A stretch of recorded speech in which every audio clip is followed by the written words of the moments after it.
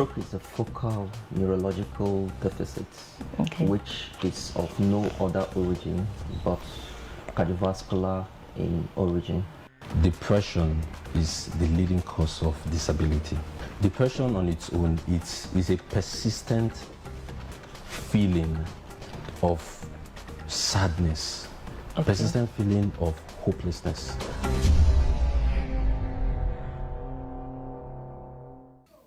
Hello viewers, welcome to this week's episode on Health Watch on Advent Cable Network Nigeria. I am Angela Mweze. 2 episodes ago, we had a discussion on gender-based domestic violence. We discussed from the medical point of view as well as from the point of a therapist. Today, we shall be learning a lot more on gender-based domestic violence. What to do if you find yourself in such a situation, and what is the position of the law with regards to gender-based domestic violence. Just before we meet our guest, let me remind you about the statistics. Gender-based domestic violence is a global problem that has in recent times assumed an alarming proportion. A study commissioned by the Nigeria's Ministry of Women Affairs and Social Development and the United Nations Population Funds, UNPFA, Nigeria, found that 28% of Nigerian women aged 25 to 29 years have experienced some form of physical violence since age 15, while 25% of married women or those living with their spouses have experienced violence. Now, that simply means that on average, that you meet 4 women in Nigeria. 1 out of 4 of them have experienced some form of domestic violence. Just last year, during the COVID-19 compulsory lockdown, the Lagos State Domestic and Gender Violence Response Team reported that on average, it received 13 new cases daily. And in the month of March alone, it received 390 cases. And this excludes cases that were not reported by the victims. Let me say here, gender-based violence is not only against women, but also against men. The challenge is that there is very little study that have been done on the number of men facing this violence. Well, although I came across one study, but that study only reported that 87% of men agree that there is domestic violence against men. But the number of men who are experiencing or have experienced it, well, it's not well documented. I'm repeating these statistics because I want everyone watching today to know that gender-based violence is real. Somebody may be watching me right now who is experiencing violence, or knows somebody who is experiencing some form of gender-based violence. Or maybe you are watching right now and you are the violator. Whichever one you are, I want you to listen to the program today. I believe you will learn a whole lot. My guest on the program is Barrister Gladys Emmanuel. Barrister Gladys Emmanuel is a human rights lawyer and a gender advocate. Barrister Gladys, you're welcome to the program. Thank you very much for having me. Thank you for coming. You're welcome. Yes, we've been having a lot of chats before, before now on gender-based violence. And I know you do a lot of work on this. Just before I start knowing what gender-based violence, domestic violence, what have you is, let me just have an idea. What has the experience been like for you, working in this field, which I don't know if I can even attempt. Okay, thank you so much, Angela, for having me. Yeah.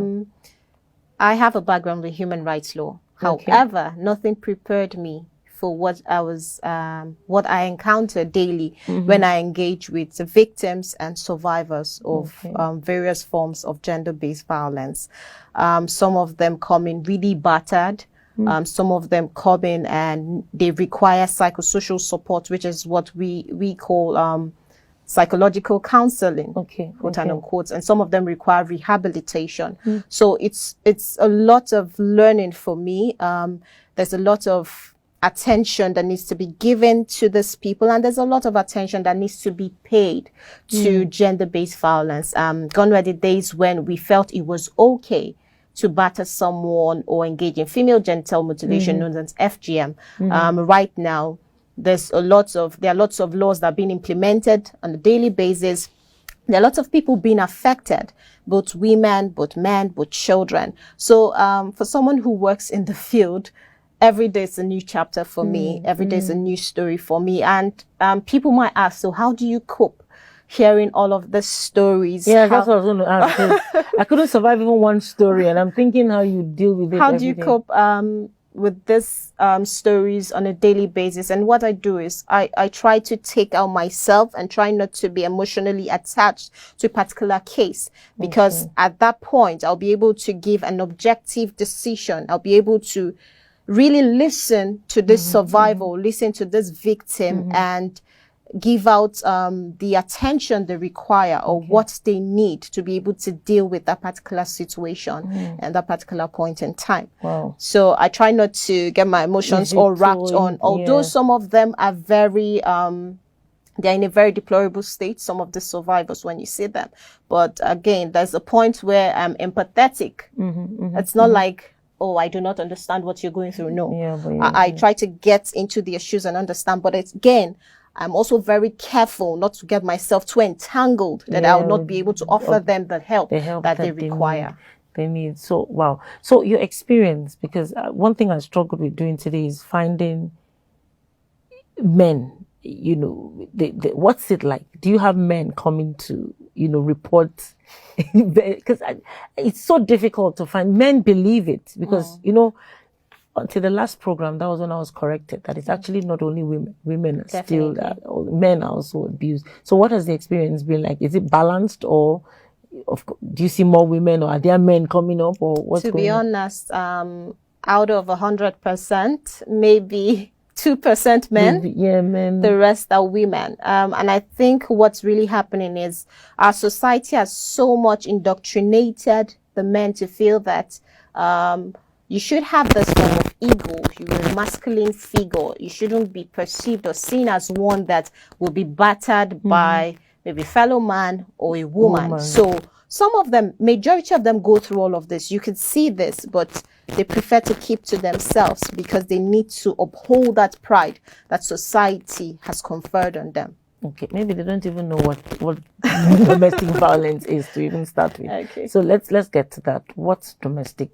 How would you define it? Or gender-based domestic violence? Okay. Let me be specific, because I'm careful with terms now. Okay. Yeah. So the term is actually gender-based violence. Okay. Gender-based violence. Okay. Yes. Okay. It's an umbrella term.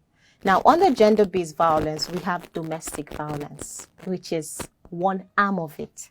Okay. Yes. Okay. So for domestic violence now, it's a form of violence that occurs in the home front or occurs between persons who are closely related. So we have spouses. Okay. We have siblings.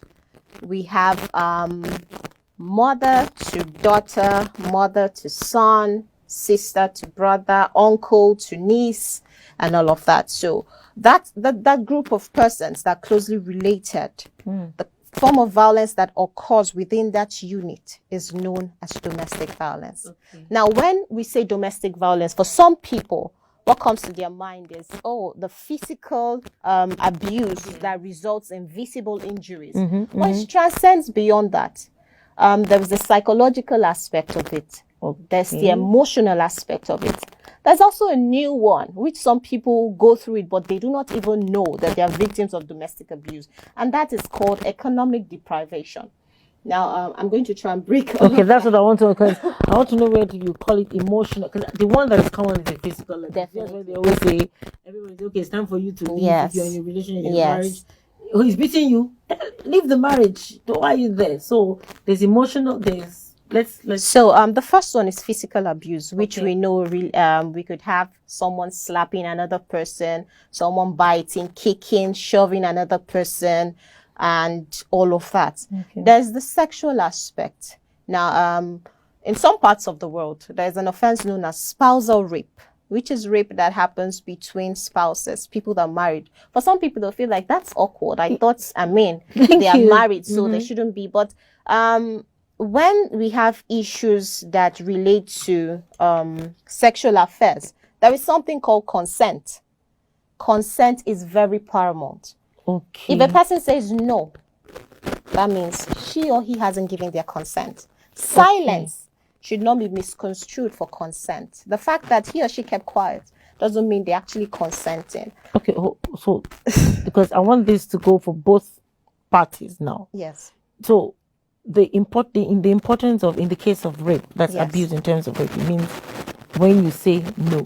So even if you're silent and the person is touching and doesn't say anything, Silence it's still is not not consent. consent. Yes. Silence is not consent. Yes. So if the person is quiet, does not mean so you ask first before. Yes. Okay, all right. And okay, let's deviate a little bit. When it also comes to children or young persons, there's the Child Rights Act, which is present in Nigeria.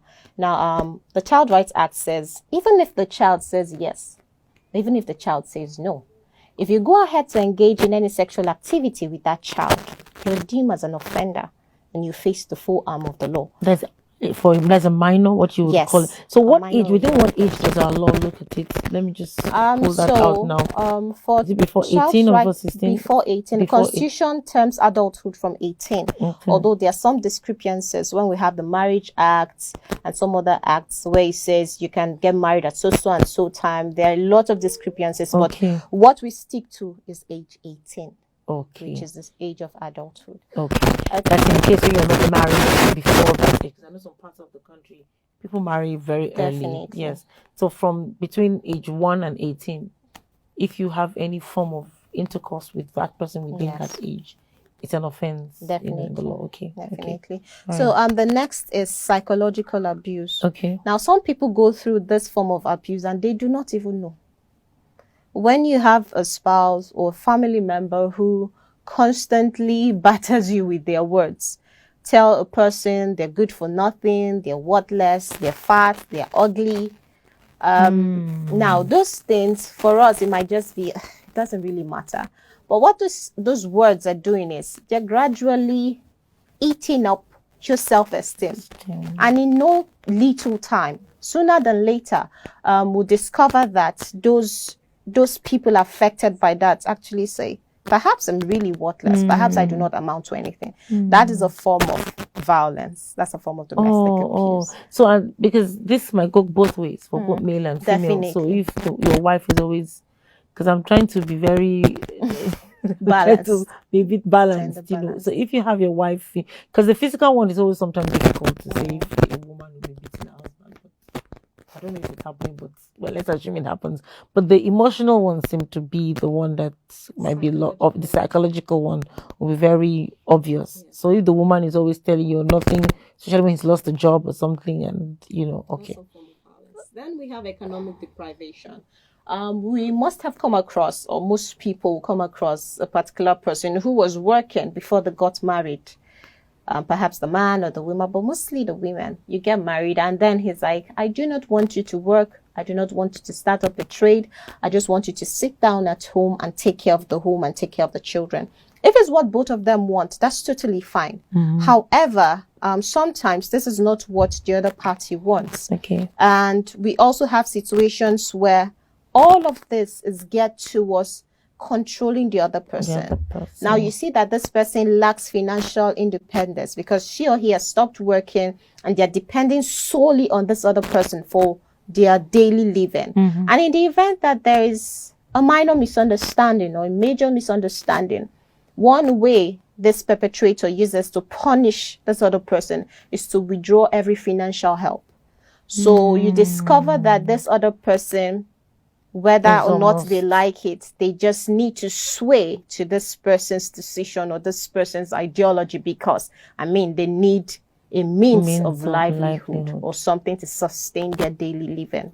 So those are the types of domestic abuse we have. Okay, so just to know that it's not just physical. No. Yeah, it could be psychological, which is the same as emotional, isn't it? Yeah. And then it could also be economical. Economic deprivation. Economic deprivation. So you're depriving that person of what empowers them. Exactly. So basically it's a way of pulling down another person. It's a way of dominating another person. It's a control tool used. And society has so exalted it that it feels okay. They feel masculinity should rule over one particular gender, which shouldn't be really. Like, I mean, all human beings are equal and the same under the law, whether international law or domestic legislation. However, society has another message to pass, which is this should be up here and this other should be somewhere here or below, which shouldn't be at all. Okay, we'll go on a quick break. When we come back, we're going to talk about the law and what somebody who is in such a situation should do. You know, how do you get redress? How do you get help when you're in such a situation? All right, viewers, we'll be right back. When one is horrible, it means that there is nothing that is objectively good and progressive that will come out of such individual. If you have been convicted of an offense before and you have been pardoned, and anybody is trying to bring that up against you and calling you a convict, you have the power to sue that person for defamation. Justice must not only be done, but it must be seen by all to have been manifestly done. Every citizen has a right and every citizen has an obligation. That a plea of ultra-virus acquit or convict is very different from the plea of pardon. Trespass is that act that interferes with the peaceful, no matter how minute, no matter how minute. Who comes to equity must come with clean hands.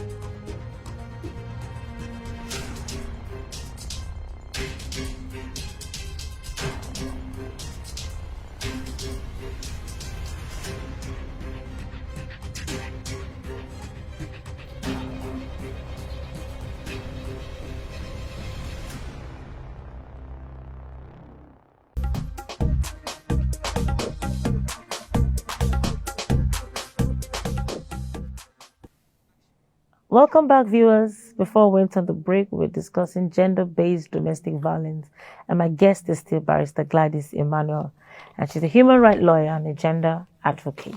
Barrister Gladys, thank you so much. Thank you so much for having me. Thank you so much for. I think I'm getting it well now. So let's discuss the legal part. Now, somebody has listened and has saying that everything you're saying seems to look like what I'm going through. Especially the physical one. Where do you start? Do you just walk to the police station, or what do you do first? How do you seek help when you find yourself in this kind of situation, male or female, just to be clear on that? All right, thank you so much, Angela. Lately, we've had a rise in the number of non-governmental organizations that are starting off crusades on issues of domestic violence or gender-based violence, as the case may be. So, most definitely, you should have one in your community. However, they're usually the best point of call, to be honest, because sometimes they have what you need, all the officials you need, such as a therapist, a psychologist, and they can also do referrals. So they help you take care of the extra documentation and having to face law enforcement and just try to make your complaint. So they're more like forerunners or frontline officers, if you like to call them that. But in the event that an individual doesn't have those organizations in their community, what they can do is they could go to the nearest police station and lay in complaint. But depending on the severity of the matter, if it's one that is life-threatening, my best bet is you approach the police station and lay a complaint, and they would be able to guide you accordingly. However, we also have some government agencies that help out. So we have the likes of National Agency for the Prohibition of Trafficking in Person, known as NAPTIP. NAPTIP, Yes, so NAPTIP also helps out with cases of domestic abuse, regardless of the age. We also have, if one needs to seek legal redress and they do not have sufficient funds to do that, they could approach National Human Rights Commission.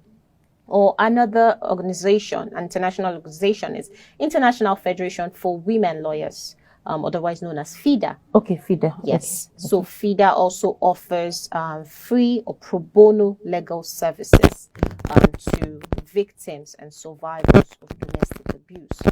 But again, in my experience as one who's worked in this field, one thing that is always paramount, or one thing that we always see every time, is that sometimes these victims or survivors come to report these cases.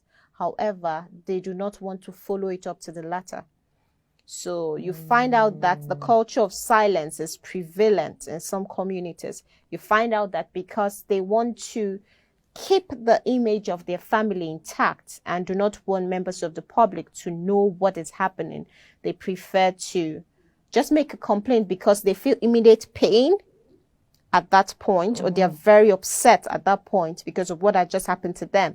But after that, when you tell them, okay, so we've taken down your statement, we're going to refer you to so and so agency, or we're going straight to the police station, and then we'll charge the perpetrator to court, you discover that they recoil to their shell. They are not willing to pursue further. This doesn't apply for everyone though. But I mean, in my work, about 30% of the victims or survivors I've encountered, they follow this narrative. So it's one thing to identify that this person is a victim of domestic abuse. It's another thing for that person to really want help. All right. Yes. Now that's now a bigger one. If the person really needs help. Yeah. So the first thing to do, so does the victim need to gather some form of evidence? Or so that's usually the job of whatever agency organization they are going to. For instance, if it's a case of rape, what they advise them to do is you go to a government-owned hospital and you run a test. Now, that test is usually used as evidence and it's going to be tendered in court. If there are other circumstantial evidence, such as maybe a cloth that was torn forcefully, or a forceful entry into the house, or there are pictures or physical bruises, or there are witnesses, now all of those things come in handy. okay. And sometimes it's usually the job of it's usually the job of the witness, or the job of the law enforcement, or the job of the organization that's handling, and also the job of the survivor or the victims themselves. So it's a collective effort. It's not just because you're affected by this, it's your duty to get us everything we need. No, because sometimes when you meet these victims or survivors, they're in a broken state. They can't even get themselves together and begin to narrate everything that's happened. So you need to give them time. And all of these agencies, organizations come together to ensure that the perpetrator faces the full arm of the law. Okay, so if you're a victim or you're going through that, you can walk into any of this office, and there'll be somebody there, or a department or something to attend to you. Now, some of these organizations have phone lines that you could call. In the event of NAPTIP, they do evacuation. If it's like a very threatening situation, they could do an evacuation and take the victim or the person in that particular state out of that environment, while they figure out how to ensure that the perpetrator doesn't escape the full arm of the law. So it depends on which scenario we're looking at. So in very bad situation where it is the abuse is much and life-threatening, you can go to the police. Definitely. But if you're already a victim who you know that this is what you've been going through, then you can go to some of these agencies or the NGOs to help out. You know. And if it's like, I'm sorry to cut you short, if it's like late at night, for instance, midnight, 11 p.m., where you know that some of these organizations have closed from work, the best point of call is the police station. The nearest police station. Exactly. And if you're not received well in some of the reality is that some of our police stations are not, some of them might not even take you seriously, you know, especially if you're a married woman and you walk to the police station and you tell them, oh, my husband just raped me. I'm sure they will say, madam, go and beg your husband. Exactly. You know. They call it family matter. Which I don't think they also need their own training on how to fix this matter. So you go to the police house. If you don't get that call, still move ahead to the NGOs. Yes. Now, some of these NGOs, just like the one I work in, we have what is called a pro bono lawyer scheme. Now, this is a group of lawyers that attend to these cases free of charge. Okay. They do not collect a dime from these women because some of those women can't really pay for the services. So what they do is sometimes they offer these legal services physically or they do it virtually. So for us, for instance, in my organization, we have this survivors work into the organization and we book a session for them. Now, it's not every case of domestic violence that goes to court. Okay. Yes, some of them can be settled through a mechanism called alternative dispute resolution. Now, we get both parties together and we try to wade in both legally and through the psychological aspect by counseling them. But if it's one that's life-threatening, if it's one that's continuous, if it's one that's beginning to affect the welfare of the children, then we advise that we take it a bit further. At this point, ADR might not really help them. Okay. You might need to charge this person to court, especially if it's a case of rape, or this person has been severely battered physically, or there's continuous threat to life. We've had women who says, my husband walked up to me this morning and says, if you do not leave this house, I am going to kill you. Now, at that point, ADR doesn't work. You need to. Yes, you need to go to the police station, or you need to go to one of these organizations to help facilitate the case that he could approach any of these government agencies and they make him sign an undertaking. And sometimes they detain those perpetrators since they're a continuous threat to the existence of the survivor. Okay. So now let me even move a little bit and see with the minors. I know we're talking of women, but I'm just feeling minors. Some could be 16 watching and asking, do I still take the same process of walking into an NGO, going to the police station to report if I've been a victim of maybe even rape, which is part of in the whole domestic violence? What do children do? Well, young minors, below 18. What do you So for advise? children, I would advise they walk up to an NGO. Now, the good thing with most of the programs rolled out by these NGOs is that they are beginning to embark on projects called School Drive. Okay. Now, the School Drive ensures that information about domestic violence, how to access justice, who to speak to, how to get counseling, rehabilitation is provided for them. So if you go to some of the schools, there's always a directory where you could contact some of these organizations. Okay. So they could contact these organizations directly, or sometimes some neighbors are that kind to report. And with the new law in Nigeria known as the Violence Against Persons Prohibition Act 2015, otherwise known as the VAPE Act, the VAPE Act allows for proxy reporting of cases of domestic abuse. So I am not affected, but my neighbor's son is affected or my neighbor's daughter is affected. I could pick up the phone and call, or I could go report to the police on behalf of this person, or I could take this person to the hospital to get treatment, and then we follow it up from there. Oh, right. Okay. So there's something like that. So which means neighbors can help. Yes. Friends can help. Exactly. People that are Lately, we've had clergy who help to report on behalf of their church members, on behalf of, their followers. I've gotten a couple of calls from some clergy who says, a church member or a follower is going through this and this. How can they access justice? How can they get help? And then we book an appointment for them and they come in and we take it up from there. Okay, so even the churches, the pastors can help. You can just report. Because sometimes it's not just advice. Let us beg him, let us plead with him, or just be patient. That wouldn't cut it. So sometimes, drastic measure. And if you don't have the authority to do it, you can also, reach out to. Oh, that's beautiful. That's a good one that I'm finding out. Then just quickly, before we're going to go on one more break. And the perpetrator, the person doing it. What's the law on this person? Now, I don't want to get... So there are lots of measures that can be taken. They have the likelihood of being sentenced to prison. Yes, they could pay fine, which is usually prescribed by the court, or they could serve both of them, depending on the severity of the matter. So now imprisonments could span from 7 years to life imprisonment, depending on, because of course we know that some people die from cases of domestic abuse. So once someone dies, we know that it's a capital offense and the perpetrator might spend life. So would spend life. So we'll go on a quick break, and when we come, we'll discuss the other parts of this program. But thank you. I've learned so much today from this discussion. We'll be right back, viewers.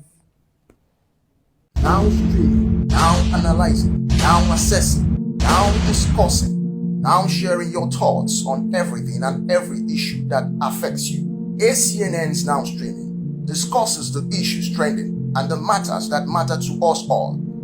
Join us every Monday to Friday at 10 a.m. on ACNN as we go in depth into every issue that impacts our lives, our communities, and our country.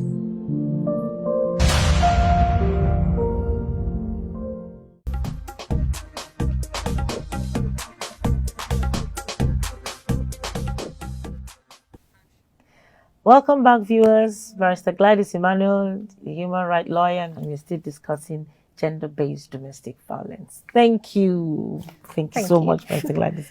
So now, we've talked about the law, and I'm happy there's something you can do. It's not just, in as much as we know that this violence, domestic violence, gender-based violence is real, there's something that can be done. There are people who are speaking, people like your organization that are speaking up on that. And towards the end, I'd like to hear a little bit about what your organization is doing.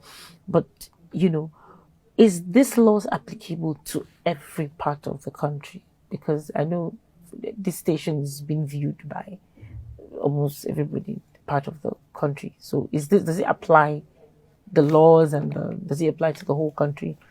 So for now, the only law that applies to the entire country is the Constitution, which is known as the ground norm. However, the Constitution doesn't really deal with specifically issues of domestic violence. All it says is it prohibits discrimination, torture, inhumane treatment. However, it doesn't specifically call it out as it should be. So we have the Violence Against Persons Prohibition Act, which was enacted under the administration of former President Goodluck Ebele Jonathan in 2015. Now, this is one of the most progressive piece of legislation or laws we've had in recent times that addresses issues of violence, or not just domestic violence, now violence as a whole, because it goes further to give more definition to like the offense of rape. It also talks about those who are accessories to this crime. It talks about even if you're an onlooker, like you're supposed to warn people, or your job is to try and lure this person in, there is a punishment for that person. Unfortunately, out of 36 states in the country, about 23 have implemented this particular law into their local legislation. Now, the major part of the country, which is the northern part, which is unfortunately where we have these cases prevalent, have refused to adopt this law into their local legislation. So it means that a part of the country is functioning with one law, and the other part of the country is functioning with a different law. So there's no balanced treatment in addressing issues of domestic violence and issues of gender-based violence as a whole. Although states like Lagos State, Ebonyi State, Ekiti State, Cross River have done a lot, and Abuja have done a lot when it comes to addressing issues. In fact, I give it to Lagos State. They've done a lot. They've gone way ahead in addressing these issues. However, because these states have different laws, so it's not really balanced how to treat this survival, how to address the perpetrator. So there's no single law that cuts across all parts of the country to properly address issues of gender-based violence. That is why we have this treatment is different. This state is silent. This state is speaking up. There's so much advocacy in this state, and there's nothing happening in this other part of the country. So it has more to do with the people, their culture, and their religion. Exactly. Religion plays a huge role, especially for states that have the Sharia law. Now, they go by Sharia law. So some of the things that the Vape Act is talking about is something they do not want to have anything to do with. For instance, the penal code is operational in the northern part of Nigeria. I think section 25 of the penal code allows the husband to use whips on his wife as some form of corrective measure when she errs. Now, yes, So when we have the Vape Act talking about we do not want any form of violence, here is saying in the event that your wife acts in this way, you can whip her. So long as you do not leave any physical bruises, or you do not blind her, or you do not make her incapacitated, sort of. So you see the discrepancies in our legal system in this part of the world. This is something else. I mean, you would think that by now, in 2021, everybody is all hands on deck. Let's stop abusing each other. And there's a part that doesn't even want to hear about it. Exactly. Well, I hope one day we'll get by this. I just hope one day, as the advocacy keeps going. Positive. We just, that's all, we just hope. We just hope it goes. But I'm so happy that you've said that. But at least for the ones that are where it's allowed, where the law has permitted, then they should go ahead and seek help. Definitely. The minute they experience any form of. Now, I want to keep saying it, male, female. I've been corrected several that it's both male and female. And then the culture of silence for the men, maybe this masculinity, the men don't want to speak up. Because others might laugh at you. You're a guy. Why are you staying and a woman is doing this to you? But I think no matter who you are, seek help. And then you get the help. I'm sure you get the help. So I want to talk about, just briefly from your experience, because I know you've done this a whole lot and you're so experienced in it. What do you advise a lady or a man to look out for from another person to avoid this kind of madness? That's all I can call it. Okay. Because it always has the signs. Sure I don't think we just ignore them. Yeah, I don't think the abuser starts suddenly. It's not. And for me, when I describe or define domestic violence, I say it's premeditated. Yeah, and sure I don't think it's sudden. And it's a continuous act. So sometimes some people carefully craft out this, and then they unleash. So, for your questions, the signs. For a lady, for a guy out there, there are lots of red flags to look out for. When one person is aggressive, that's usually a sign. We all have our temperaments, no doubt. Yeah. But when it goes out of control, that they begin to pick up objects and slam them at you or slam them on the wall, then that's a red flag you might want to take note of. When they come back to apologize and say, doesn't I'm sorry, matter. Abusers always come back to apologize too. Then when someone makes some funny comment about you every once in a while, you're trying to have maybe what we call a big break in your life. There is this idea you've gotten, there is this part of you or part of your profession or your career you want to explore, so that you get to that next level, and the person kind of withers it down. That at the end of the conversation with them, you feel like, you know what, it's not worth it. You should look out for that. That's psychological abuse playing out right before your eyes. Or I do not really support when you're dating someone, for instance, and you depend on them for your financial upkeep and all of that. But if someone willingly does that, why not? But if at every time you people have a misunderstanding and he withdraws that, that's a red flag. That's economic deprivation staring at you in the face. You might also want to look at that. Or someone who tells you, maybe you've had this friends for 20 years, 15 years, 10 years, and he's like, or she's like, I do not want to see you with this person. Not because their character is bad, but I just do not feel very comfortable. I don't want to see your sister coming here. I don't want to see your family. Why are you always calling your mom? Why are you always calling your dad? You might want to look out for it, because this is a tool that is used every now and then by perpetrators. They try to cut a person, an unsuspecting victim, away from any link that will offer help to them, so that at the end of the day, it's just them and the victim, and they thoroughly deal with them. So when someone is trying to cut you off vital relationships, you might also want to watch out for that. You're cutting out your family and friends and people that will offer you help when you become, Yeah, because the signs are always there. We True. get to see them. It True. happens. But sometimes we just ignore them. Ignore them and think it's just okay. Yeah, yeah. Or we've heard, we've heard the funny ones where some people say, oh, I do not want to, maybe, for instance, you're trying to, like a man and a woman are trying to get married, and of course we know the norm is you need to go to the hospital to get tested for a couple of things, and then he tells you or she tells you, no, why do you need to know all of that? Why are we doing exactly? You need to trust me. Why do we have to do a HIV test? Why would we have to do an STD test? You need to be very careful. That is controlling technique playing out, or hiding family from you. Exactly. Hiding themselves, not wanting you to know about them. Sure. You know, they're looking for an opportunity to come in. Very correct. And you can't have a civil conversation with that person without the roof coming down. That's then also you should start watching a sign. Character. And people also have this problem. You know, if you notice you have the problem, you should look for help. True. Because that's therapy. Look for therapy.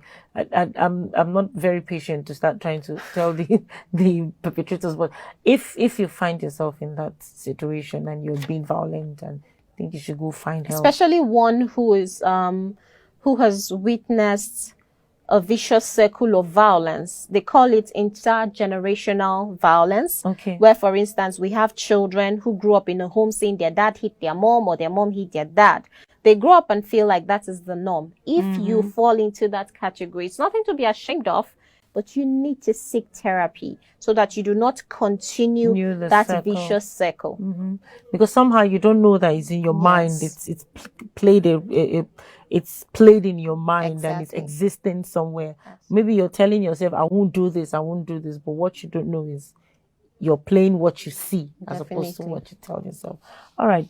Well, let's talk about your NGO and what you do, because I really want to know, and I think I have viewers that might want to contact if they need help and all of that. Yeah. So tell us a bit about, your NGO and what you do. Okay, so I work with a non-governmental organization known as Tabitha Empowerment Center. Okay, Tabitha. We're a non-governmental organization and not-for-profit organization that are geared towards eliminating domestic violence.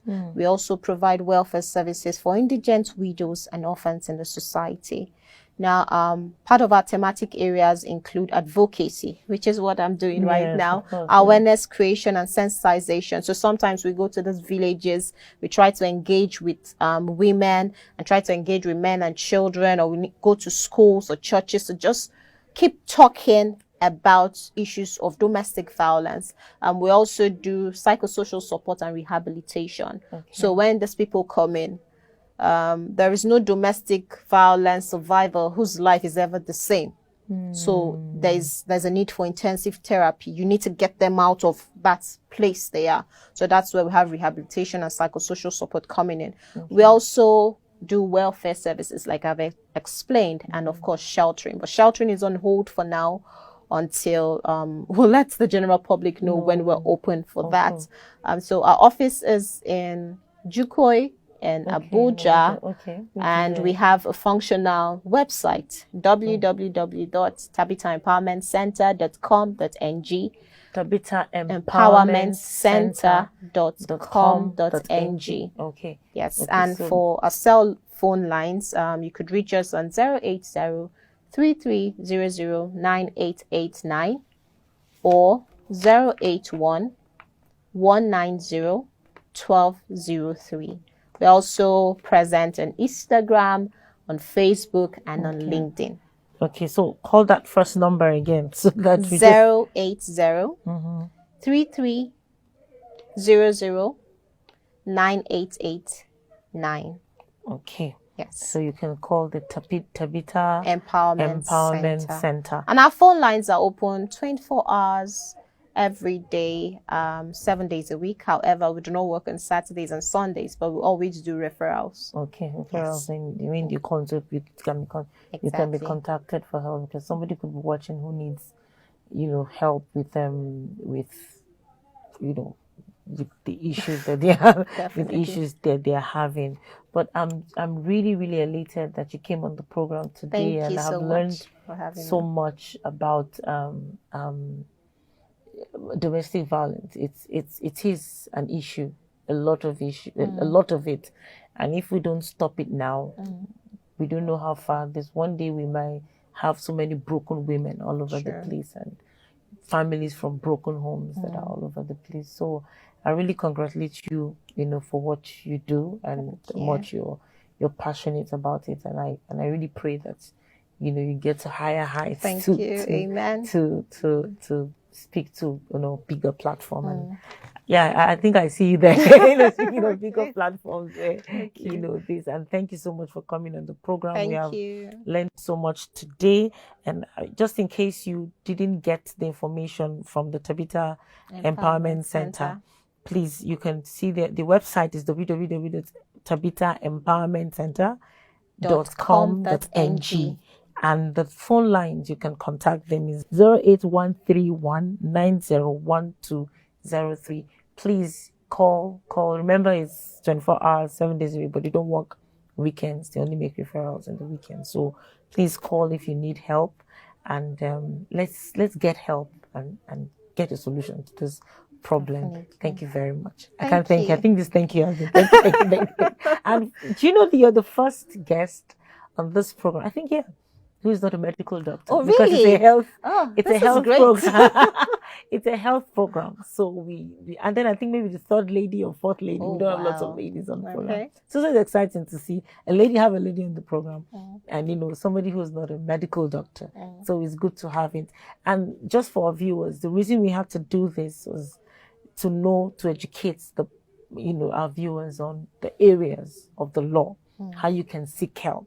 You can go to the medical doctor and get treatment and get all those corrections, but how you get from the law, how you get help is what we wanted to address today, and I believe we got that sorted. So thank you very much. Thank you so much, viewers, for staying with us for the past few minutes. I've been speaking to Barrister Gladys Emmanuel. She's a human rights lawyer and a gender advocate. I believe you have learned a whole lot today. We might not talk more about this domestic violence, but next week we'll talk about something else. But please, you can call the numbers or check the website and see how you can get help. Please don't die in silence. Don't stay in silence. Silence empowers the perpetrators. Silence empowers them. So get all the information you can get, and then get all the help you can get. Thank you very much for joining me. I'll see you next week. I am Angela Mweze. Goodbye.